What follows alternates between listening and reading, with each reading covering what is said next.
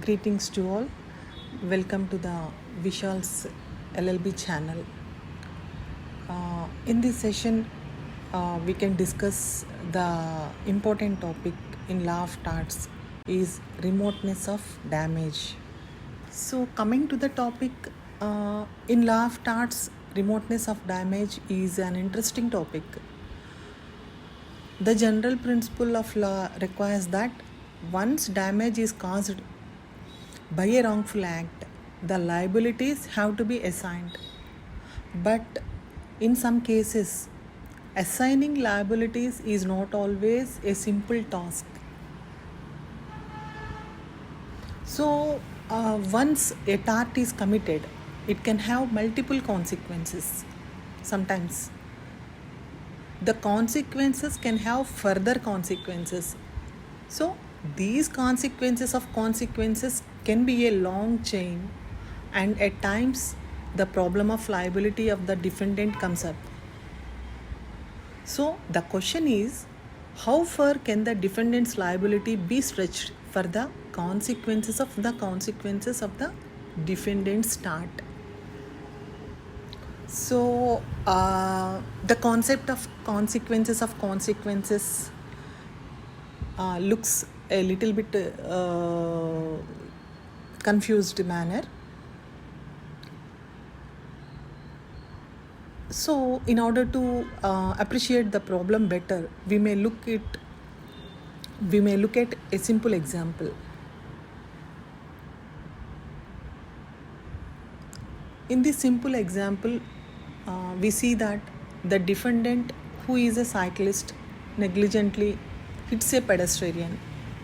Incidentally, the pedestrian happened to be carrying a bomb, and due to the negligence of the defendant, the pedestrian falls and the said bomb explodes, resulting in the death of that pedestrian. Due to the explosion of the bomb, a nearby building catches fire and 5 of its residents die. As a result of the fire, the building collapses and nearby structures are destroyed, resulting in 20 more deaths. Further, the destruction of nearby shops results in pecuniary losses to the shop owners.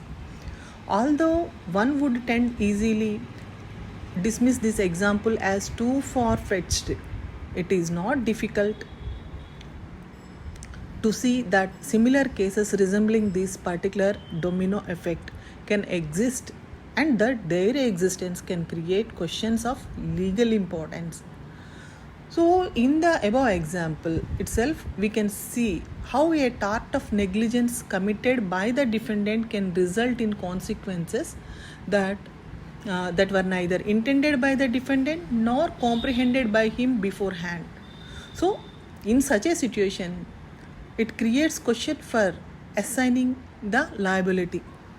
So, even if the court were of the opinion that the defendant was to be blamed for the death of the pedestrian, would the court also unhesitatingly place the same amount of the blame on the defendant for the death of the other 25 other people? So, this is the problem. This problem is explained by Lord Wright to some extent. He explained that the law cannot take account of everything that follows a wrongful act. It regards some subsequent matters as outside the scope of its selection, because it was infinite of the law to judge the causes of the causes or consequences of consequences. In the varied web of affairs, the law must abstract some consequences as relevant, not perhaps on the grounds of pure logic, but simply for practical reasons. So, to answer such questions, jurists propose that the defendant should be made responsible only for the consequences which were proximate. That means, which are not remote. Law of టార్ట్స్లో remoteness of damage అనేది ఒక interesting topic. General principal ఏంటి అంటే, ఒక wrongful act వల్ల లేదా ఒక tart వల్ల గనక డ్యామేజ్ కాజ్ అయితే ఆ టార్ట్ చేసిన పర్సన్ అంటే ఆ డిఫెండెంట్ లయబుల్ అవుతాడు తను చేసిన రాంగ్ఫుల్ యాక్ట్కి. కానీ కొన్నిసార్లు ఏమవుతుందంటే చాలా కేసెస్లో ఏమవుతుందంటే ఈ లయబిలిటీని డిఫెండెంట్కి ఎవరికి అసైన్ చేయాలి అనేది ఒక్కోసారి కష్టమవుతుంది. అది సింపుల్ టాస్క్ కాదు. జనరల్గా ఎవరైనా ఒక పర్సన్ ఒక యాక్ట్ కమిట్ అయితే ఆ యాక్ట్కి ఆ పర్సన్ లయబుల్, ఆ రాంగ్ఫుల్ యాక్ట్కి ఆ టార్ట్కి ఆ పర్సన్ లయబుల్. కానీ కొన్నిసార్లు అతని లయబిలిటీని మనం అసైన్ చేయడానికి కొన్నిసార్లు కష్టమవుతుంది.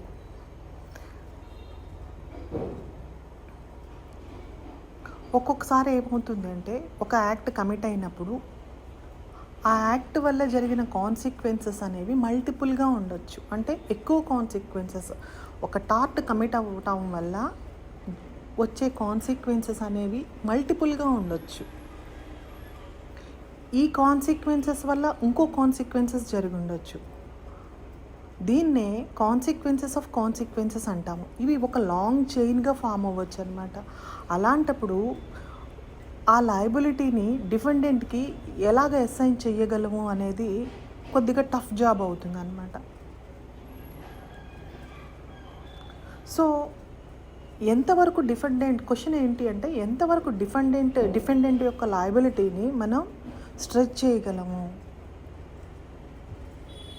సో ఫస్ట్ టైం దీన్ని చదివినప్పుడు ఏమనిపిస్తుంది అంటే ఈ కాన్సెప్ట్ కాన్సిక్వెన్సెస్ ఆఫ్ కాన్సిక్వెన్సెస్ అనే కాన్సెప్ట్ ఒక లిటిల్ బిట్ కన్ఫ్యూజింగ్ మేనర్లో అనిపిస్తుంది. సో ఈ ప్రాబ్లమ్ని బెటర్గా సాల్వ్ చేయాలి అంటే మనం ఒక ఎగ్జాంపుల్ చూద్దాం. ఒక సింపుల్ ఎగ్జాంపుల్. దీంట్లో ఏంటి అంటే ఒక సైక్లిస్టు డిఫెండెంట్ ఒక సైక్లిస్ట్. ఆ సైక్లిస్ట్ ఏం చేశాడంటే సైక్లింగ్ చేస్తూ ఉన్నప్పుడు నెగ్లిజెంట్గా ఒక పెడెస్టేరియన్ని అంటే నడుస్తూ వెళ్తున్న ఒక అతన్ని హిట్ చేశాడు. అలా హిట్ చేయటం వల్ల ఆ ఇన్సిడెంట్ వల్ల ఏం జరిగింది అంటే పెడెస్టేరియన్ వెళ్తూ ఉన్నప్పుడు తను ఒక బాంబుని క్యారీ చేస్తూ వెళ్తున్నాడు. సైక్లిస్టు హిట్ చేయటం వల్ల పెడెస్టేరియన్ చేతిలో ఉన్న ఒక బాంబు ఏదైతే క్యారీ చేస్తున్నాడో ఆ బాంబు ఎక్స్ప్లోడ్ అయిపోతుంది. ఎక్స్ప్లోడ్ అయిపోయి ఏమవుతుందంటే ఆ పెడెస్టేరియన్ ఎవరైతే క్యారీ చేస్తున్నారో ఆ పర్సన్ చనిపోతాడు. చనిపోతాడు. కానీ బాంబ్ ఎక్స్ప్లోజన్ వల్ల ఏమవుతుందంటే ఆ దగ్గరలో ఉన్న బిల్డింగ్స్ అన్నిటికీ కూడాను ఫైర్ క్యాచ్ అయ్యి ఆ బిల్డింగ్స్లో ఉన్న 5 మెంబర్స్ చనిపోతారు. ఆ ఫైర్ వల్ల ఏమవుతుందంటే బిల్డింగ్ కొలాప్స్ అయిపోతుంది.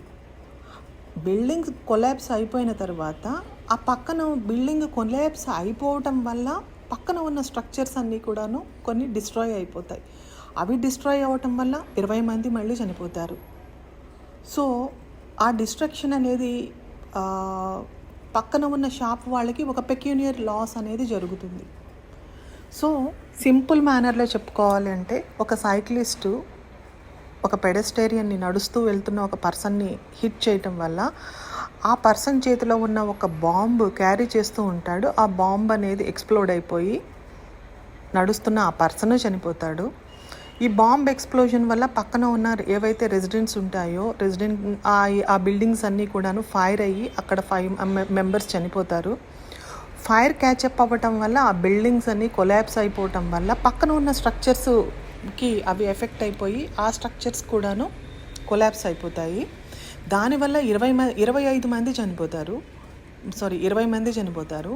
దీనివల్ల ఈ డిస్ట్రక్షన్ అంతటి వల్ల కూడాను దగ్గరలో ఉన్న షాప్స్కి ఆ షాప్ ఓనర్స్కి కొంత పెక్యూనరీ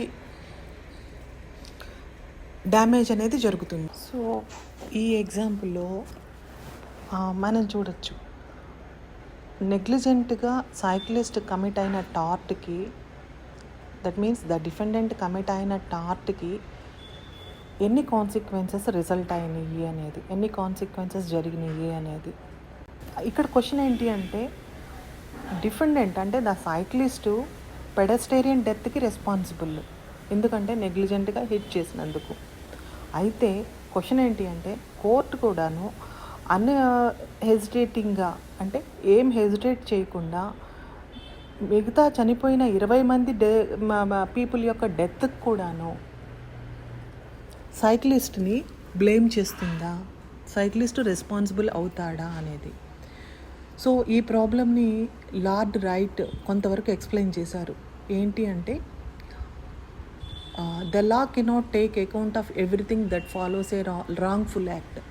రాంగ్ఫుల్ యాక్ట్ కమిట్ అవటం వల్ల జరిగిన ప్రతి దానికి కూడాను అన్నిటినీ అకౌంట్లోకి లా తీసుకోదు. కొంత సబ్సిక్వెంట్ మ్యాటర్స్ని మాత్రమే తీసుకుంటుంది. అంతేకాని ఇది ఇన్ఫినైట్, అంటే అనంతంగా ఉన్న జరిగిన కాన్సిక్వెన్సెస్ని అకౌంట్లోకి తీసుకోదు. సో ఈ ప్రాబ్లంకి సొల్యూషన్ ఏంటి అంటే, లేదా ఈ క్వశ్చన్కి ఆన్సర్ ఏంటి అంటే, ఎంత ఎక్స్టెంట్ వరకు కూడాను లయబుల్ అవుతాడు డిఫెండెంట్ తను చేసిన టార్ట్కి. కాన్సిక్వెన్సెస్ జరిగినప్పుడు ఎంత ఎక్స్టెంట్ వరకు లయబుల్ అవుతాడు అని అనుకుంటే, దానికి ఆన్సర్ ఏంటి అంటే, only for the consequences which are proximate. అంటే ఏవైతే నాట్ టూ రిమోట్, ఏవైతే దూరంగా లేవో, దూరంగా లేని కాన్సిక్వెన్సెస్కి. అంటే పై ఎగ్జాంపుల్లో మనం చూసినప్పుడు దూరంగా అంటే నాట్ టూ రిమోట్ కానీ కాన్సిక్వెన్సెస్ ఏమున్నాయి, పెడస్టేరియన్ హిట్ అయిపోవటం అనేది it is not two remote. Bomb explode అయ్యి బిల్డింగ్ ఏదైతే ఉందో కొలాప్స్ అవ్వటం అనేది అది ఎక్స్పెక్ట్ చేయలేనిది. కాబట్టి బాంబు ఉంటుంది, పెడస్టేరియన్ దగ్గర బాంబు ఉంటుంది అనేది ఎక్స్పెక్ట్ చేయలేని విషయం. కాబట్టి collapse of the building and death of the 25 persons అనేది రిమోట్ అయిపోతుంది.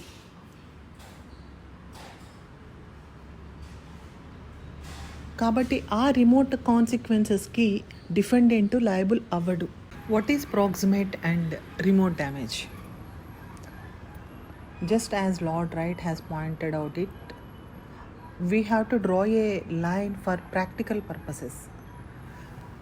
So now the question arises that where exactly is this line to be drawn? So to answer this question, we look at a test known as the test of remoteness. So with the test of remoteness, we check if the damage is too remote a consequence of the wrongful act or not. Here we can see a few illustrations for proximate and remote damage. Here there are famous case laws to illustrate the proximate and remote damage. Here we can see the case laws. Those are, the first one is Scott versus Shepherd. This is also called as the squib case. In this case, a person A threw a lighted squib into a crowd and the squib fell on a person B. B, in order to prevent injury to himself, threw it to further. It landed on another person C, who in turn threw it further, and it finally exploded on a person D, thereby injuring him. As a result of the explosion, D lost one of his eyes. In this case, A was held liable to D. Although one would say that his act was the farthest from the injury to D, his act was held to be proximate cause of the injury to D. And the next case is Haynes versus Harwood. In this historical famous case, the servant of the defendant, owing to the negligence, abandoned a street, and the street had children and women. Some children pelted stones at horses, as a result of which the horses bolted and started posing a threat to the safety of the people in the street. In order to stop the horses and rescue the women and children, a policeman, here the policeman is the plaintiff, he suffered injuries himself. So in a suit brought by the plaintiff against the defendant, the defense pleaded was that this is the remoteness of consequences. But the court held that the remoteness of consequences was not a valid defense. and that the negligent act of the defendant's servant leaving the horse van unattended as the proximate cause of the injury suffered by the plaintiff. And there is another case to decide whether the damage, whether it is a proximate cause or remote of damage, that is Link versus Nardin. In this case is also similar to the previous one to a certain degree. Here the defendant left his horse cart unattended on a road. Some children began playing with the said horse cart, and one child sat on the cart and the another sat on the horse in motion. Consequently, the child suffered damage and an action was brought. In this case too, the defense of remoteness of consequence was pleaded, but again it was held that the injury to the plaintiff was a proximate consequence of the defendant's act, and hence he would be liable to the plaintiff. So these are the famous cases about proximate and remote damage. కాబట్టి పైన చెప్పినట్లు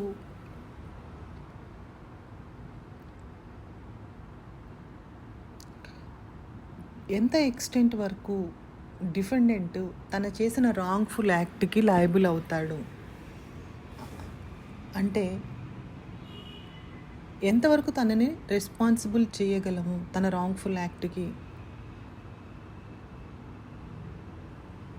అని చెప్తే దాని గురించి మనం ఒక proximate and remote damage అనే కాన్సెప్ట్ని యూజ్ చేయొచ్చు అన్న దానికి proximate and remoteness of damage అనేది దానికి ఆన్సర్.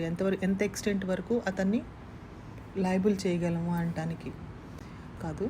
లార్డ్ రైట్ ప్రకారం ఏంటంటే మనము ఒక ప్రాక్టికల్గా ఒక లైన్ డ్రా చేయాలి ఎంతవరకు డిఫెండెంట్ లయబుల్ అవుతాడు. అయితే ఇప్పుడు క్వశ్చన్ ఏంటి అంటే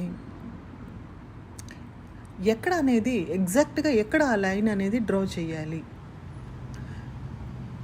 ఈ క్వశ్చన్కి ఆన్సర్ ఏంటి అంటే దానికి మనం ఎక్కడ ఎగ్జాక్ట్గా డిఫెండెంట్ యొక్క లయబిలిటీ వరకు డ్రా చేయగలము, లయబిలిటీ అసైన్ చేయగలము అనడానికి లైన్ ఎక్కడ డ్రా చేయగలము అంటే by using the concept of the test of remoteness. Test of remoteness అనే దాన్ని మనం యూజ్ చేయటం వల్ల ఆ లైన్ అనేది డ్రా చేయగలం. ఈ టెస్ట్తో మనం చెక్ చేయొచ్చు అంటే డ్యామేజ్ అనేది టూ రిమోట్గా ఉందా, అంటే ఆ కాన్సిక్వెన్స్ అనేది టూ రిమోట్గా ఉందా అనేది, లేదా దగ్గరగా ఉందా అనేది మనం చెక్ చేయొచ్చు. దానికి కొన్ని ఎగ్జాంపుల్స్, కొన్ని ఇలిస్ట్రేషన్స్ చూడొచ్చు అనమాట. దీనికి సంబంధించి కొన్ని ఫేమస్ కేస్ లాస్ ఉన్నాయి. అవి ఏంటి అంటే స్కాట్ వర్సెస్ షెఫర్డ్ అనేది, దీన్ని స్క్వైబ్ కేస్ అని కూడా అంటారు. ఈ కేసులో ఏమవుతుందంటే ఒక ఏ అనే ఒక పర్సన్ ఒక వెలుగుతున్న స్క్వైబ్ లాంటిది అంటే తారాజువ్వ లాంటిది విసిరేస్తాడు ఒక క్రౌడ్ మీదకి. అది బి మీద పడుతుంది.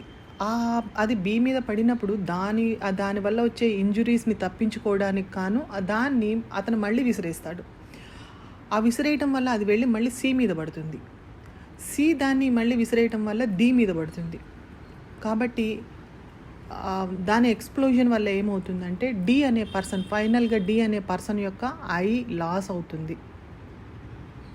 దీంట్లో వచ్చేటప్పటికి ఈ కేసులో జడ్జిమెంట్ ఏమని ఇచ్చారంటే ఏ అంటే ఫస్ట్లో ఎవరైతే ఆ స్క్విబ్ని క్రౌడ్ మీద విసిరేశారో ఆ పర్సను డి యొక్క ఐసైట్ పోవడానికి ఐ లాస్ట్ అవ్వడానికి ఏ రెస్పాన్సిబుల్ అవుతాడు. అయితే ఇది చెప్పచ్చు ఇది చాలా రిమోట్గా ఉంది అని చెప్పి, కానీ ఈ కేసులో ఏమని it was held that it is a proximate cause. దీన్ని ప్రాక్సిమేట్ కాజ్ కిందే తీసుకున్నారు, రిమోట్నెస్ ఆఫ్ డ్యామేజ్ గురించి తీసుకోలేదు. అలాగే ఇంకో కేసు ఏంటంటే హెయిన్స్ వర్సెస్ హార్వుడ్. ఈ హెయిన్స్ వర్సెస్ హార్వుడ్ అనే కేసులో ఏం జరుగుతుందంటే ఇది కూడా హిస్టారికల్ ఫేమస్ కేసు అనమాట. డిఫెండెంట్ సర్వెంట్స్ ఏం చేస్తారు అంటే ఒక హార్స్ వ్యాన్ని ఒక క్రౌడెడ్ స్ట్రీట్లో బోల్ట్ చేయకుండా వదిలేస్తారు. ఆ స్ట్రీట్లో ఉమెన్ ఉంటారు, చిల్డ్రన్ ఉంటారు. కొంతమంది చిల్డ్రన్ ఆ హార్సెస్ మీద రాళ్ళు వేయటం వల్ల ఏమవుతుందంటే ఆ హార్సెస్ అనేవి బోల్ట్ అయిపోయి అవి వాళ్ళ యొక్క సేఫ్టీకి థ్రెట్ అవుతుంది. అక్కడ ఉన్న పీపుల్ అక్కడ ఆ స్ట్రీట్‌లో ఉన్న పీపుల్ యొక్క సేఫ్టీకి థ్రెట్ అవుతుంది. సో, అలాంటి ఇంజురీని, అలాంటి డేంజర్‌ని స్టాప్ చేయడానికి, రెస్క్యూ చేయడానికి, అక్కడున్న ఆ స్ట్రీట్‌లో ఉన్న వుమెన్‌ని, చిల్డ్రన్‌ని రెస్క్యూ చేయడానికి పోలీస్ మ్యాన్ ఏం చేస్తాడంటే ఆ హార్సెస్‌ని పట్టుకొని ఆపుతాడు. దానివల్ల అతను ఇంజురీస్ సఫర్ అవుతాడు. ఆ తర్వాత అతను ఒక కేస్ ఫైల్ చేస్తాడు డిఫెండెంట్ యొక్క సర్వెంట్స్ మీద, డిఫెండెంట్ మీద. ఎందుకంటే అన్అటెండెడ్గా వదిలేశాడు కాబట్టి హార్సెస్ని స్ట్రీట్లో, క్రౌడెడ్ స్ట్రీట్లో వదిలేశాడు కాబట్టి. అయితే డిఫెండెంట్ వాళ్ళు క్లెయిమ్ చేసిన డిఫెన్స్ ఏంటి అంటే రిమోట్నెస్ ఆఫ్ కాన్సిక్వెన్సెస్. ఇది రిమోట్నెస్ ఆఫ్ కాన్సిక్వెన్సెస్ అనేది డిఫెండెంట్ క్లెయిమ్. కానీ కోర్ట్ ఏమని చెప్తుందంటే it is not a valid defence. ఇది వ్యాలిడ్ డిఫెన్స్ కాదు. The negligent act of the defendants servant living the horse van unattended is the proximate cause. ఇది proximate కాజే అవుతుంది అని decision ఇస్తుంది. అలాగే ఇలాంటి కేసే ఇంకోటి ఉంది, లింక్ వర్సెస్ నర్డిన్ అనేది. ఈ కేసులో కూడా సిమిలర్ ఫ్యాక్ట్స్ ఉంటాయన్నమాట చాలా వరకు కూడాను. దీంట్లో కూడా డిఫెండెంట్ తన హార్స్ కార్ట్ని అన్అటెండెడ్గా రోడ్డు మీద వదిలేస్తాడు. దాంట్లో అప్పుడు కొంతమంది చిల్డ్రన్ ఏం చేస్తారంటే వాటితో ఆ హార్స్ కార్ట్తో ఆడుతూ ఉంటారు. ఒక చిల్డ్రన్ వచ్చేటప్పటికి ఆ కార్ట్ మీద కూర్చుంటాడు, ఇంకో చిల్డ్రన్ ఆ గుర్రాలను నడపడానికి ట్రై చేస్తాడు. దానివల్ల ఆ కాన్సిక్వెన్స్ వల్ల ఏమవుతుందంటే దాని మీద ఆ కార్ట్లో కూర్చున్న మా చైల్డ్ పడిపోయి సఫర్ అవుతాడు, డ్యామేజ్ అవుతుంది, ఇంజరీ జరుగుతుంది అతనికి. ఈ కేసులో కూడా చెప్పింది ఏంటి అంటే డ్యామేజ్ అనేది ఇక్కడ రిమోట్గా లేదు, ఇది కూడా ప్రాక్సిమేట్ కాజే. కాబట్టి డిఫెండెంట్ యొక్క లయబిలిటీని ఫైనల్గా చెప్పేది ఏంటి అంటే డిఫెండెంట్ యొక్క లయబిలిటీని ఎలా డిసైడ్ చేస్తారు అంటే కాన్సిక్వెన్సెస్ ఆఫ్ కాన్సిక్వెన్సెస్ అని చాలా ఉన్నప్పటికీ కూడా అది ప్రాక్సిమేట్ కాజా, రిమోట్నెస్ ఆఫ్ కాన్సిక్వెన్సా అనేది ఈ రెండింటిని డిసైడ్ చేసి దాన్ని బట్టి డిఫెండెంట్ యొక్క లయబిలిటీని అసైన్ చేస్తారు. So here we can see the two tests of remoteness. Seen that the law deems a person liable for the injuries caused which were proximate consequences of that person's act. One might ask about the parameters on which the court decides which act is proximate and which one is remote. So to answer this question, we can see two tests of remoteness during the course of legal history. The first one is test of reasonable foresight and the second one is test of directness. Test of reasonable foresight means, according to this test, if the consequences of a wrongful act could have been foreseen by a reasonable man, they are not too remote. So Pollack, he was an advocate of the test of remoteness. He opined in cases of Rigby versus Hewitt and Greenland versus Chaplin that the liability of the defendant is only for those consequences which could have been foreseen by a reasonable man placed in the circumstances of the wrongdoer. But here we must note that it would not be a sufficient defense in itself to say that the defendant did not foresee the consequences. Instead, it would be for the court to decide upon the standards of the reasonability whether the consequence should have been foreseen by the defendant or not. This test of reasonable foresight lost its popularity to the test of directness, but as well as it managed to regain currency among jurists. And the next one is test of directness.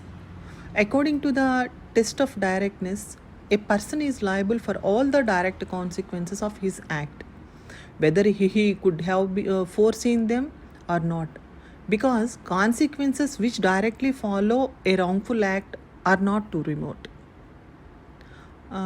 Further, according to the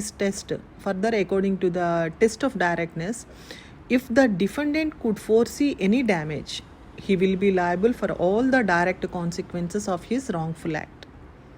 To understand this particular test of remoteness better, it would suffice to look the Re Polimis case.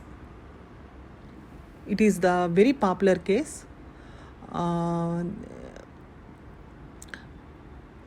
Re Polymis and Furnace Wilty and Company. This is the landmark case on the test of directness. The Court of Appeal held the test of reasonable foresight to be relevant test, whereas later the Privy Council upheld the test of directness. The relevant fact of the case are that the defendant chartered a ship to carry cargo. The cargo included a quantity of petrol and or benzene in tins. There was a leakage in the tins and some oil was collected in a hold of the ship. Now, owing to the negligence of the defendant's servants, a plank fell in the hole and consequently sparks were generated. As a result of those sparks, the ship was totally destroyed by fire. In this case, the Privy Council held the owners of the ship entitled to recover the loss, although such a loss could not have been forcibly seen by the defendants. It was held that since the fire and the subsequent destruction of the ship was a direct consequence of the defendant's negligence, it was immaterial whether the defendant could have reasonably foreseen or not. Once an act is negligent, the fact that its exact operation was not foreseen is immaterial.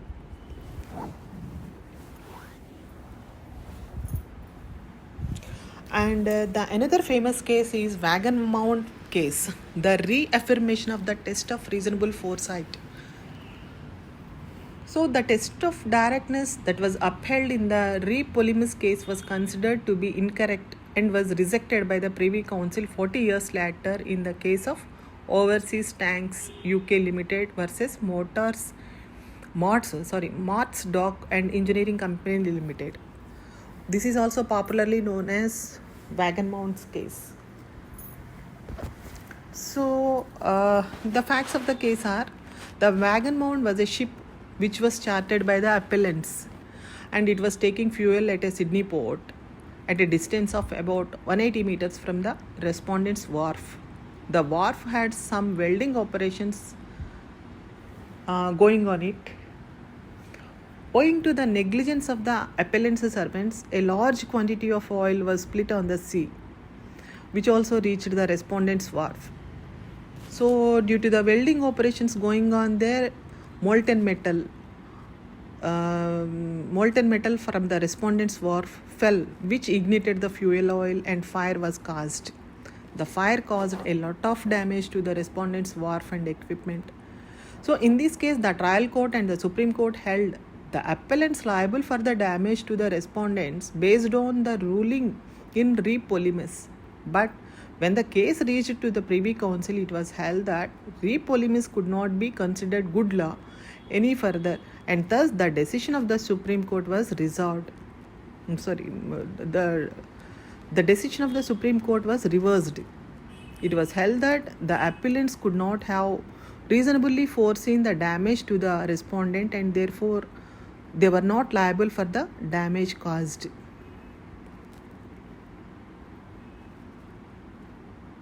And the Wagon Mount, which was the decision which was given in Wagon Mount case, was followed in most of the cases, in subsequent cases. Those are Hughes versus Lord Advocate, and Doughty versus Turner Manufacturing Company Limited, and CM UK Limited versus Whitall and Sons, etc.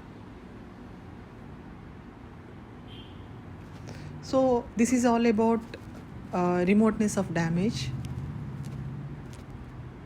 Here we already discussed the famous case laws and what is proximate and what is the remote consequences, and case laws regarding the two tests of remotenesses.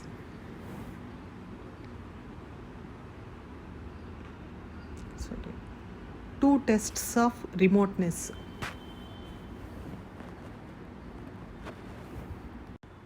So defendant యొక్క లయబిలిటీని assign చేయటానికి ఏ పారామీటర్స్ని మనం follow అవ్వాలి అంటే అది proximate కాజా, remoteness ఉందా డ్యామేజ్కి అనేది test చేయాలి అంటే మనకి 2 టెస్ట్లు అవైలబుల్గా ఉన్నాయన్నమాట. అవి ఏంటి అంటే test of reasonable foresight and test of directness. ముందు మనం టెస్ట్ ఆఫ్ రీజనబుల్ ఫోర్సైట్ అనే కాన్సెప్ట్ని చూద్దాం.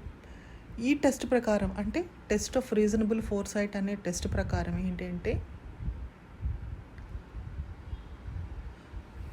సపోజ్ ఒక ఆర్డినరీ ప్రూడెంట్ మ్యాన్ కనుక ఈ రాంగ్ఫుల్ యాక్ట్ జరగటం వల్ల ఈ కాన్సిక్వెన్సెస్ జరుగుతాయి అని ఎవరైతే ఎక్స్పెక్ట్ చేయటానికి, ఎవరైతే ఫోర్సింగ్ చేయగలరో, ఎవరైతే ఎక్స్పెక్ట్ చేయగలరో దాన్ని టెస్ట్ ఆఫ్ రీజనబుల్ ఫోర్సైట్ అంటారు.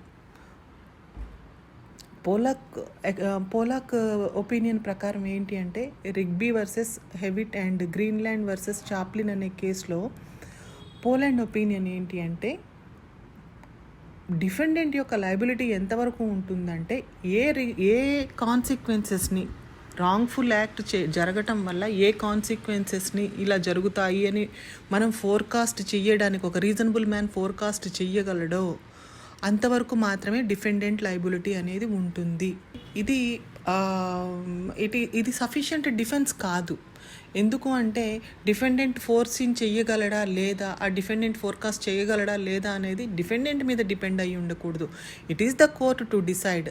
అంటే కోర్టు డిసైడ్ చేస్తుంది ఇది మనం ఫోర్కాస్ట్ చెయ్యగలిగిన యాక్టా కాదా, కాన్సిక్వెన్సెస్ అనేవి ఇలా జరుగుతాయి అనేది ఒక పర్సన్ ఫోర్కాస్ట్ చేయగలడా లేదా అనేది కోర్టు డిసైడ్ చేస్తుంది అన్నమాట.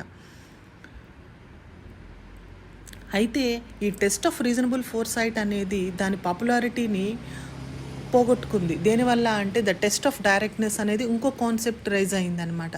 దానివల్ల టెస్ట్ ఆఫ్ రీజనబుల్ ఫోర్సైట్ అనేది దాని పాపులారిటీని పోగొట్టుకుంది. ఇక్కడ మనం ఇంకో కాన్సెప్ట్ని చూడొచ్చు. టెస్ట్ ఆఫ్ రీజనబుల్ ఫోర్సైట్ కాకుండా టెస్ట్ ఆఫ్ డైరెక్ట్నెస్ అనేది చూడొచ్చు. ఈ టెస్ట్ ప్రకారం ఏంటంటే ఒక పర్సను తను చేసిన యాక్ట్కి ఏవైతే డైరెక్ట్ కాన్సిక్వెన్సెస్ ఉంటాయో దానికి మాత్రమే అతను లయబుల్ అవుతాడు. అది అతను ఫోర్సీన్ చేసినా, ఫోర్కాస్ట్ చేసినా, చెయ్యకపోయినా అది అనవసరం అన్నమాట. ఏవైతే తన చేసిన యాక్ట్ వల్ల డైరెక్ట్ కాన్సిక్వెన్సెస్ ఉంటాయో దానికి మాత్రం అతను లయబుల్ అవుతాడు. ప్రకారం ఏంటంటే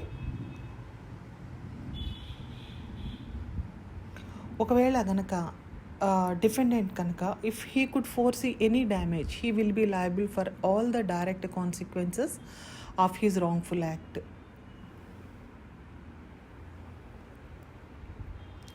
సో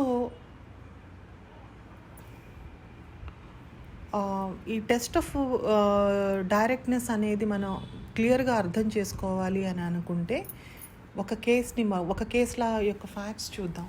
దాంతో ఏమవుతుందంటే ఈ కాన్సెప్ట్ అనేది ఇంకా ఈజీగా అర్థమవుతుంది. అది re Polemis and Furness Withy and company. So ఈ కేసులో ఏంటంటే ఈ కేసుని పాపులర్గా it is known as re Polemis case అంటాం అనమాట. ఇది ఒక landmark case. Test of డైరెక్ట్నెస్కి ఇది ఒక ల్యాండ్ మార్క్ కేసు లాంటిది.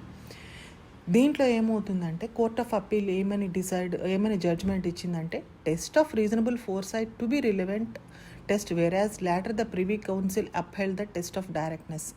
ఫస్ట్లో ఈ కేసులోకి వచ్చేటప్పటికి ఏంటంటే కోర్ట్ ఆఫ్ అప్పీల్ వచ్చేటప్పటికి టెస్ట్ ఆఫ్ రీజనబుల్ ఫోర్సైటే కరెక్ట్ కాన్సెప్ట్ అని చెప్తుంది. కానీ తర్వాత ప్రివీ కౌన్సిల్ అనేది దాన్ని అప్హెల్డ్ చేసి టెస్ట్ ఆఫ్ డైరెక్ట్నెస్ అనేది కరెక్ట్ అంటుంది అనమాట.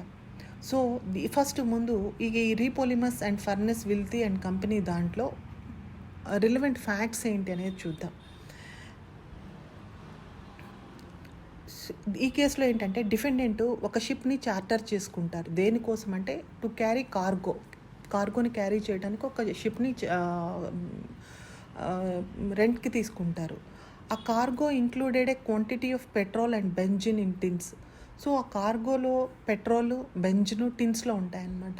అయితే దాంట్లో ఒక లీకేజ్ వల్ల, ఆ టిన్స్లో ఉన్న లీకేజ్ వల్ల ఆయిల్ అనేది ఏమవుతుందంటే in a hold of the ship oil అనేది కలెక్ట్ అవుతుంది లీకేజ్ వల్ల. డిఫెండెంట్ సర్వెంట్ యొక్క నెగ్లిజెన్స్ వల్ల ఏమవుతుంది అంటే ఫైర్ క్యాచప్ అయ్యి స్పార్క్స్ జనరేట్ అయ్యి ఫైర్ క్యాచప్ అయ్యి షిప్ అనేది టోటల్గా డిస్ట్రాయ్ అయిపోతుంది. సో ఈ కేసులో ప్రివీ కౌన్సిల్ ఏమని చెప్తుందంటే owners of the ship entitle to recover the loss. ఎవరైతే షిప్ ఓనరు ఆ డిఫెండెంట్స్కి చార్టర్షిప్ చేశారో, ఎవరైతే దాన్ని చార్టర్ చేశారో, అద్దెకిచ్చారో దాన్ని, అతను డ్యామేజెస్ని రికవర్ చేసుకోవచ్చు. కానీ ఎందుకు రికవర్ చేసుకోవచ్చు అంటే ఈవెన్ దో అది ఎవరు కూడాను దాన్ని ఫోర్కాస్ట్ చేయలేరు. దీనివల్ల ఈ టీమ్స్లో లీకేజ్ వల్ల షిప్ అనేది డిస్ట్రాయ్ అవుతుందని చేయలేరు. కానీ ఇది డైరెక్ట్ టెస్ట్ ఆఫ్ డైరెక్ట్నెస్ కిందకు వస్తుంది. ఇక్కడ యాక్ట్ వల్ల లాస్ అనేది డైరెక్ట్గా ఉంది కాబట్టి. ఎందుకు అంటే ఫైర్ అనేది subsequent destruction of the ship. So direct consequence అనేది ఉంది అండ్ డిఫెండెంట్ నెగ్లిజెన్స్ కూడా ఉంది కాబట్టి టెస్ట్ ఆఫ్ డైరెక్ట్నెస్ అనేది ఇక్కడ అప్లై చేయబడింది. అలాగే ఇంకో కాన్సెప్ట్ ఉంది, వ్యాగన్ మౌంట్ కేస్ అనేది, reaffirmation of the test of reasonable foresight. So first వచ్చేటప్పటికి టెస్ట్ ఆఫ్ రీజనబుల్ ఫోర్సైట్ అనేది అరైజ్ అయింది, ఆ కాన్సెప్ట్ అనేది అప్లై అవుతూ వచ్చింది. ఆ తర్వాత రీపోలిమిస్ కేసులో వచ్చేటప్పటికి టెస్ట్ ఆఫ్ డైరెక్ట్నెస్ అనేది వచ్చింది, ప్రివీ కౌన్సిల్ దాన్ని హెల్డ్ చేసింది. వ్యాగన్ మౌంట్ కేసులోకి వచ్చేటప్పటికి మళ్ళీ రీఎఫర్మేషన్ ఆఫ్ ద టెస్ట్ ఆఫ్ ఈ రీజనబుల్ ఫోర్సైట్ టెస్ట్ అనేది మళ్ళీ అప్లై చేయటం మొదలైంది. ఎందుకు అంటే ఈ రీపోలిమిస్ కేసులో ఏదైతే టెస్ట్ ఆఫ్ డైరెక్ట్నెస్ ఉందో అది it is considered to be incorrect, అది కరెక్ట్గా అనిపించలేదు. సో అండ్ 40 years తర్వాత అది రిజెక్ట్ చేసింది. ఏ కేసులో రీపోలిమస్ కేసులో ఇచ్చిన డెసిషన్ని ప్రివీ కౌన్సిల్ 40 years తర్వాత దాన్ని రిజెక్ట్ చేసింది. ఏ కేసులో రిజెక్ట్ చేసింది అంటే overseas tankship UK limited versus Morts Dock and engineering company limited.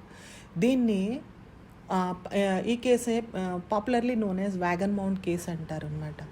ఈ కేసులో ఫ్యాక్ట్స్ ఏంటి అంటే Wagon Mound was a ship was chartered by the అపిలెంట్స్.